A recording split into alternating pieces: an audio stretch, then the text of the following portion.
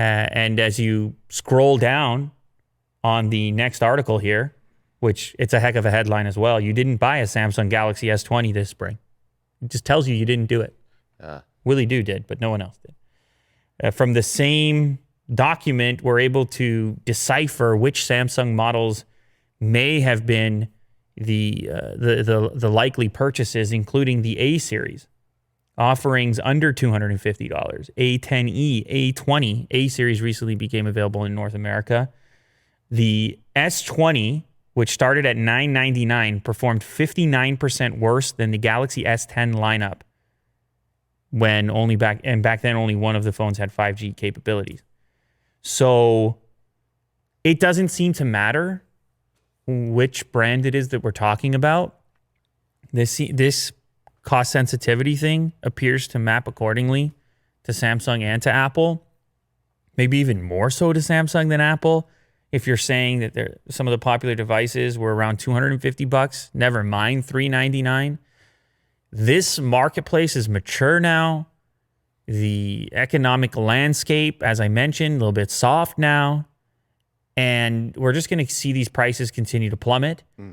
And I think I've noticed it to a certain extent in the Note coverage that I've done. I've seen some of the sentiment around the $1,000 plus smartphone. The Note series, always a premium smartphone.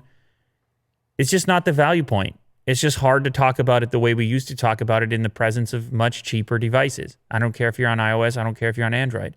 Well, how does your daily life change all that much when you spend that much more money? I talked a lot about this in the Pixel 4a video.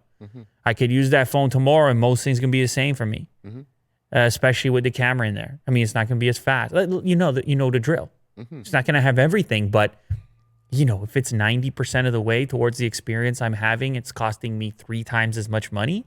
What's the right advice for people right now? Right. Is it really to be, look, the premium's always going to be the premium.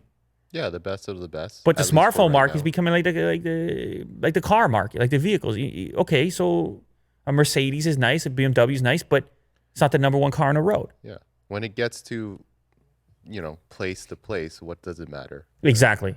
It gets you where you're going, and you got a speed limit anyway. There you go. You got a speed limit anyway with the applications that you're now.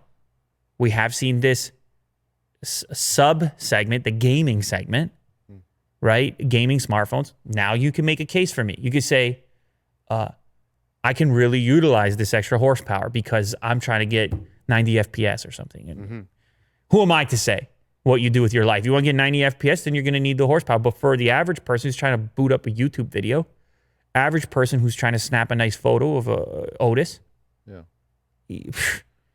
865, 765, okay. 855. I'm just saying numbers now. But people, the funny thing is I can just say numbers and people know what I'm talking about. Yeah. It was just like, yeah. Oh, yeah. That's the game. So Apple leading the pack in North America for now. We'll see how things develop into the future, but people want cheap smartphones. I feel pretty comfortable and pretty confident saying that.